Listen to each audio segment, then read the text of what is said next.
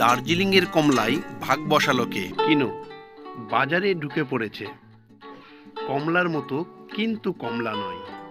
দার্জিলিংয়ের লেবুর চেয়ে দামও বেশ ভালো। এই কিনু বাজার দখল করে আছে। নাগপুরের কিনুকেই আমরা কমলা বলে জানি।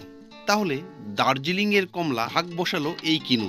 যাক, দক্ষিণ দিনাজপুরবাসীরা পশ্চিমবঙ্গ সরকারের সুফল বাংলার মাধ্যমে পেতে চলেছে দার্জিলিংয়ের কমলা লেবু আগামী 6 তারিখ থেকে।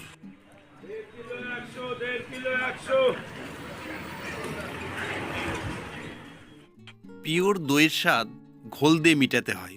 কিনু যা ঘোলের কাজ করে আমাদেরকে, দইয়ের স্বাদকে আমরা উপভোগ করতে পারি না।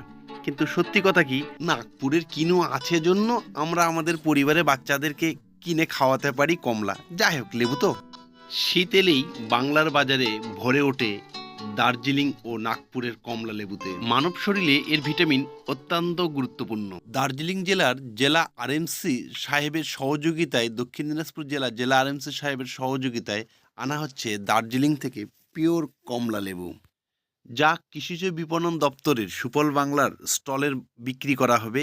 এই দার্জিলিংয়ের কমলা লেবু স্বাদের মধ্যে পিওর কমলা লেবুর স্বাদ পাবে এবার দক্ষিণ দিনাজপুর জেলা, বালুরঘাটবাসী, পতিরামবাসী এবং বুনিয়াদপুরবাসীরা। এই সুফল বাংলার স্টল পরিচালনা করছেন Ichamati Kumarganj agro producer company limited. নাগপুরের লেবু কিনুকে ছোট করা হচ্ছে না, সে জেলার বেশিরভাগ অংশ দখল করে আছে জন্য সাধারণ লোকেরা আমরা কমলা খেতে পাচ্ছি। গত বছর দশেক দার্জিলিং জেলার মংপু ও শিটিং ব্লকে কমলা লেবুর চাষ দিনে দিনে কমতে শুরু করেছে।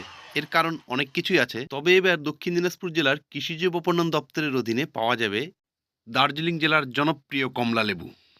এই কমলা লেবুকে ইংরেজিতে আমরা অরেঞ্জ বলি। মান্দারিন ও পামেলো এই দুটি সাইট্রাস প্রজাতির ফলের সংস্করণ। চলতি ভাষায় আমরা মান্দারিন জাতের অরেঞ্জকেই সবাই পছন্দ করি। এই লেবু জনপ্রিয় আমাদের বাংলায়। আমাদের দার্জিলিংয়ের কমলা লেবু তো ভালো, অবশ্যই আমাদের নাগপুরের কিনোও ভালো। যাক, এতক্ষণ সঙ্গে থাকার জন্য ধন্যবাদ। অনেক কিছু শিখলাম, জানলাম। ভালো থাকুন, চ্যানেলটিকে সাবস্ক্রাইব করে পাশে থাকুন। Bye bye.